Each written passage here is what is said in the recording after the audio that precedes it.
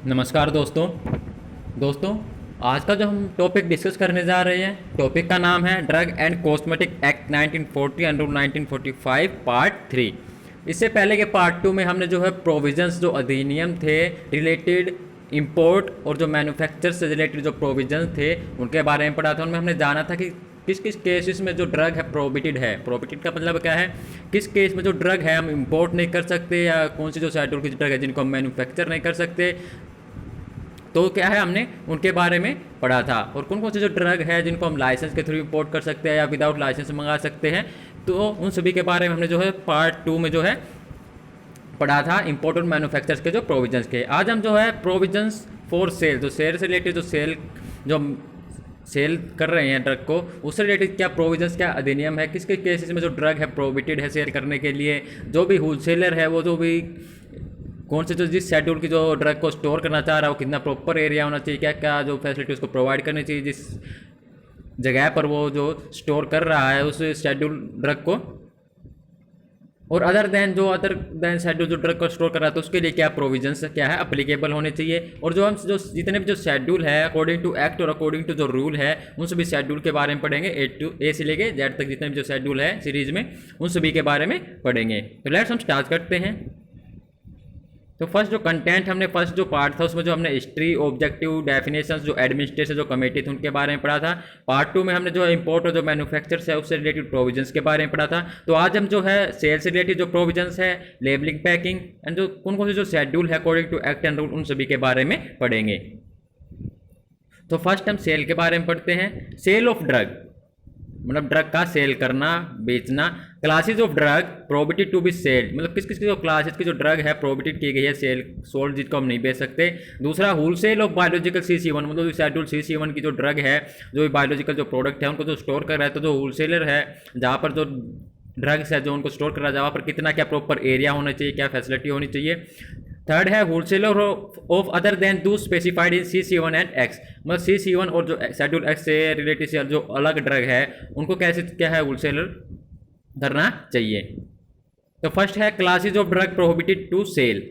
First क्या है, misbranded, spurious, adulterate and drug are not for standard quality, मतलब जो भी जो ड्रग है मिस ब्रांडेड है या स्पूरियस है, बनावटी या एडमिक्सचर्स मिलावट करके कोई ड्रग बनाई गई है, और कोई ड्रग क्या है जो स्टैंडर्ड क्वालिटी की नहीं है, मतलब उसकी जो क्वालिटी है वो स्टैंडर्ड नहीं है, एक लो क्वालिटी की है, तो उस केस में जो ड्रग है वो प्रोहिबिटेड है, उन्हें कि हम सेल नहीं कर सकते, सोल्ड नहीं कर सकते। सेकंड है patent proprietary drugs with undisclosed formula, जो पेटेंट जो प्रोप्राइटरी जो ड्रग है जिनका जो फार्मूला वो अनडिस्क्लोज है, जिनका फॉर्मूला का जो प्रॉपरली क्या है हमें पता नहीं है, तो उस टाइप की जो ड्रग है उनको क्या हम सेल नहीं कर सकते, सोल्ड नहीं कर सकते।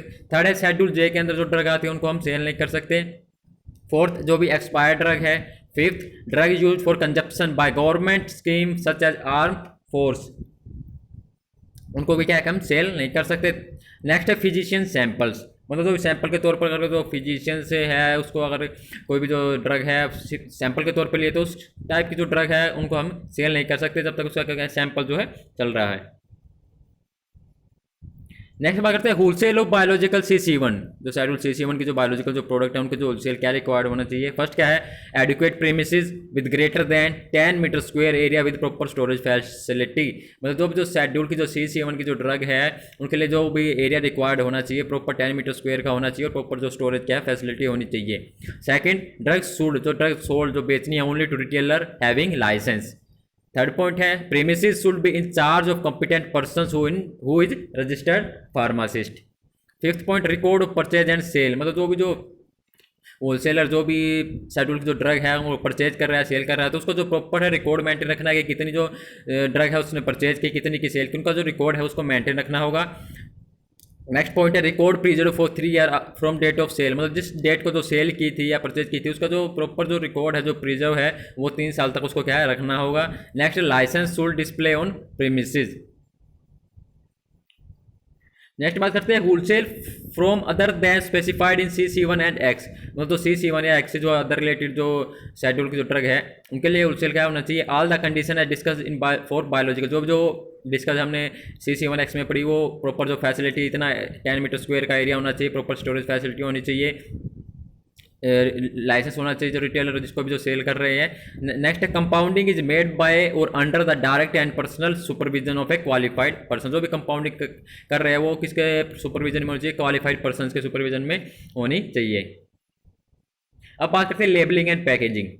All the journal and specific labeling and packaging specified to all classes of drug and cosmetics should be as per the provision made under the act। मतलब जो प्रोविजंस था ड्रग कॉस्मेटिक एक्ट का उसमें बताया गया था कि जो भी जो ड्रग है, जो भी कॉस्मेटिक प्रोडक्ट है, उसकी जो लेबलिंग एंड पैकिंग है, उसकी जो किस तरह होनी चाहिए, उसकी जो प्रॉपर क्या है, उसका जो भी कॉस्मेटिक प्रोडक्ट का जो नाम होना चाहिए, नेट क्वांटिटी कितनी है, उसकी मैन्युफैक्चर डेट कितनी है, एक्सपायरी डेट कितनी है, वो प्रॉपर जो है सभी क्या उस लेबल पर क्या है लिखे होने चाहिए। जैसे कि first name of drug, drug का नाम होना चाहिए, नेट कंटेंट कितने कंटेंट है उसमें, नेट कंटेंट का मतलब क्या है, या वो 500 mg की या ड्रग है या कोई 100 ml की कोई बोतल, तो उसका प्रॉपर जो नेट कंटेंट वो लिखा होना चाहिए। कंटेंट ऑफ एपीआई, जो भी जो एक्टिव फार्मास्यूटिकल जो भी ड्रग में यूज़ किए गए हैं उनका जो कंटेंट लिखना चाहिए, कितना क्या यूज़ किया है।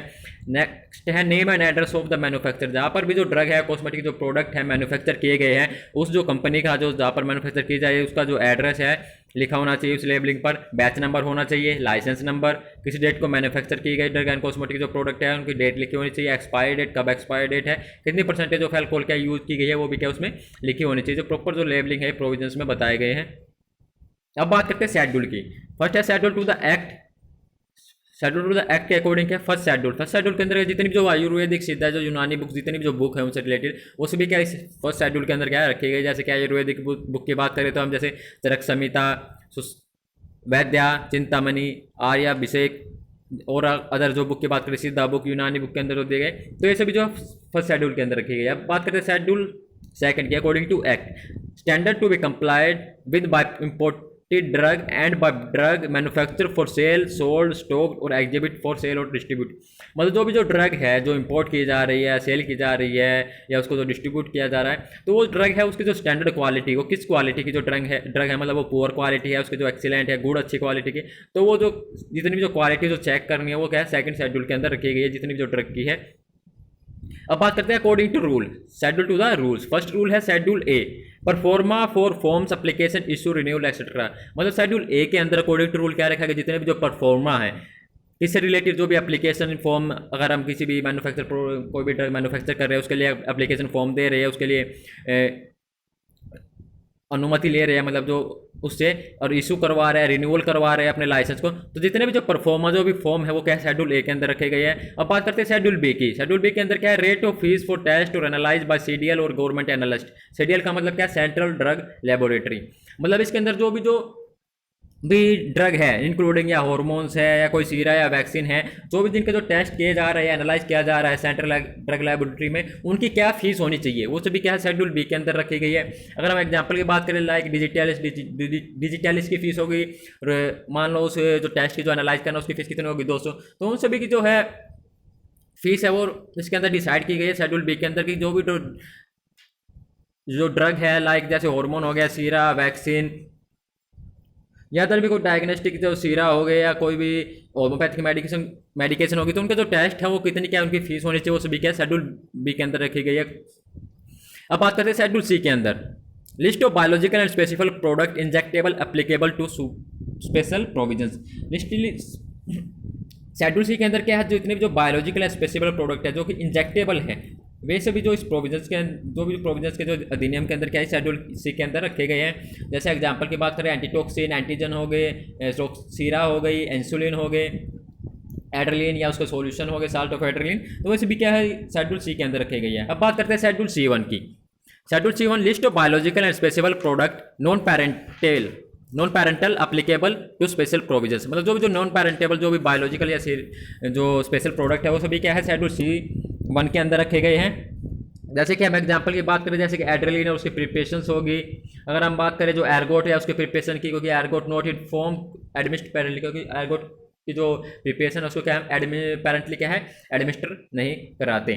अदर एग्जाम्पल की बात करें तो विटामिन उसकी जो प्रिपरेशंस होगी, लीवर एक्सट्रैक्ट हो गए, हॉर्मोन्स हो गए, तो वैक्सीन, ये भी कुछ क्या है जो नॉन पैरेंटल जो प्रोडक्ट है बायोलॉजिकल जो कि C7 के अंदर जो है रूल के अकॉर्डिंग रखे गए हैं, प्रोविजंस के अकॉर्डिंग। अब बात करते हैं schedule D, list of drug that are exempted from provisions of import.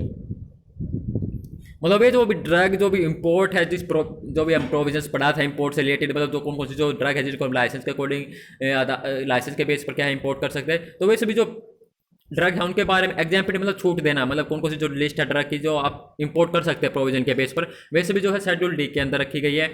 अब बात करते हैं schedule E1 list of poison substance under the Ayurvedic Siddha and यूनानी सब्सटेंस, मतलब जो भी आयुर्वेदिक या सिद्धा या यूनानी सिस्टम के अंदर जो भी जो सब्सटेंस है जो पॉइजनस सब्सटेंस है उन सभी की जो लिस्ट है वो क्या है E1 के अंदर, शेड्यूल E1 के अंदर की गई है। अब बात करते हैं शेड्यूल एफ। शेड्यूल एफ क्या है? Provisions applicable to blood bank. Schedule F जो प्रोविजंस जो रूल बनाया गया है किसके लिए? अधिनियम के लिए, ब्लड बैंक के लिए अप्लीकेबल है। अब बात करते हैं शेड्यूल F1। F1 क्या है? Special provisions applicable to biological and specific product, मतलब जो F1 जो रूल बनाया गया था, शेड्यूल जो F1 जो रूल था, स्पेशल जो प्रोविजंस किसके लिए अधिनियम अप्लीकेबल था?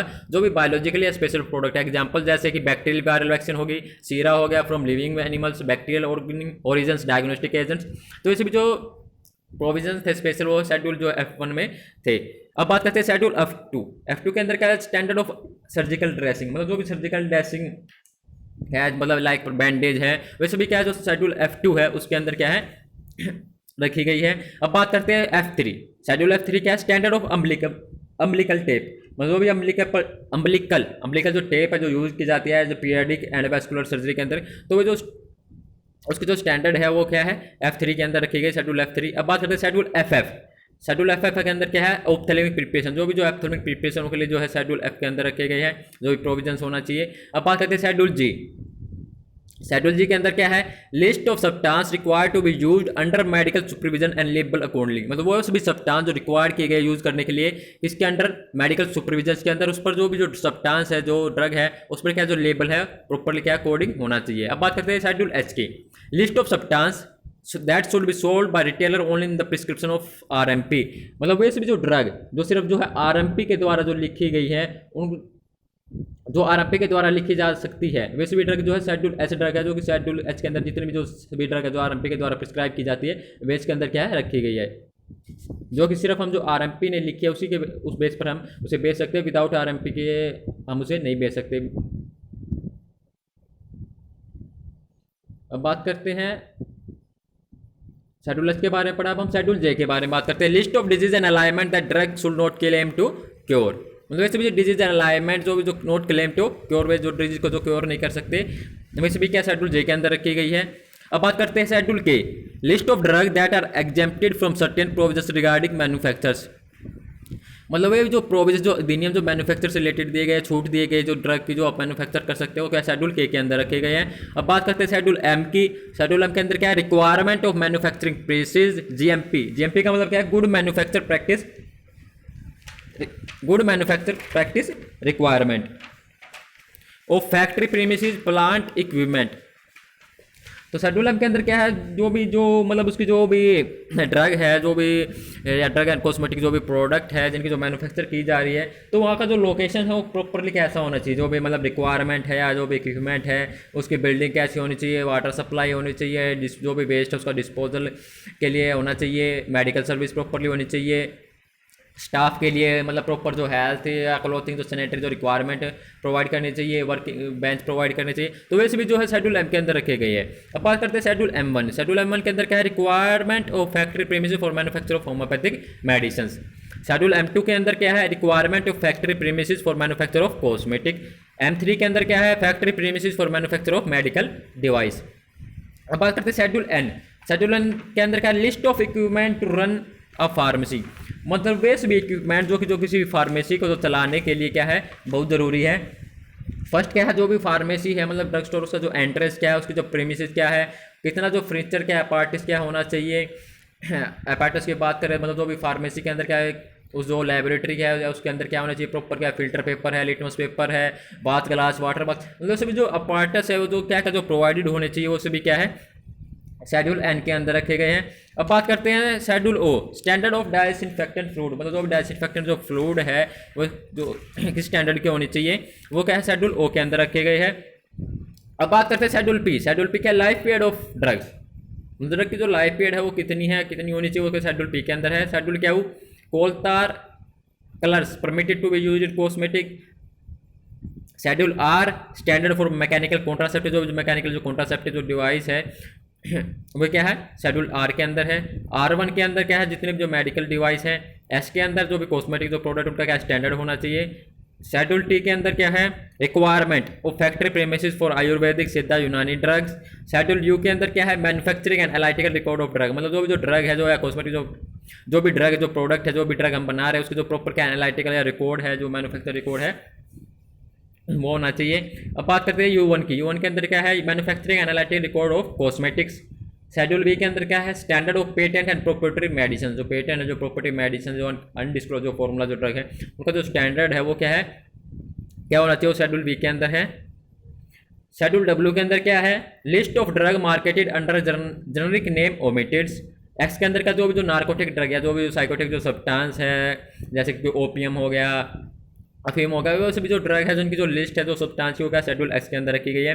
अब बात करते हैं शेड्यूल वाई। शेड्यूल वाई क्या है, requirement and guideline on clinical trial for import and manufacture of new drug, मतलब जो भी जो न्यू ड्रग है जो मैन्युफैक्चर की गई है उसको इंपोर्ट करना है तो क्या इसके बारे में क्या जो गाइडलाइन है, जो रिक्वायरमेंट जो क्लिनिकल ट्रायल देना, तो क्या है, क्या किस तरह क्या है उसको जो मैन्युफैक्चर करना है या इंपोर्ट करना है, तो वो क्या है जो सभी क्या है वो शेड्यूल वाई के अंदर रखे गए हैं अकॉर्डिंग टू रूल। अब बात करते हैं जो अमेंडमेंट हुआ 2008 में, उसमें क्या अमेंडमेंट किए गए थे। Drug and cosmetic act amended 2008। Salient feature of the act, substantial enhancement in the punishment, life imprisonment for offender involve in manufacture, sale, distribution of spurious and adulterated drug likely to cause grievous hurt, minimum punishment of 7 years which may extended to life imprisonment, provision for compensation to affected person. मतलब जो schedule जो drug and cosmetic act 2000 जो 2008 के अंदर जो amendment की गई थी उसमें क्या जो भी पनिशमेंट जो केसेस है उसको क्या इन्वेंसमेंट है उसको क्या बढ़ावा दिया था। तो फ्रेंड्स आज हमने जो है ड्रग एंड कॉस्मेटिक एक्ट का पार्ट 3 पढ़ा, और आज जो है हमारा जो है ड्रग एंड कॉस्मेटिक एक्ट जो है टॉपिक है जो कम्प्लीटली क्या पूरा हुआ। फर्स्ट पार्ट में हमने पढ़ा था, सेकंड थर्ड, तो आज जो है ड्रग कॉस्मेटिक एक्ट का जो है टॉपिक वो है कंप्लीट हो गया है। धन्यवाद दोस्तों, जय हिंद, जय भारत।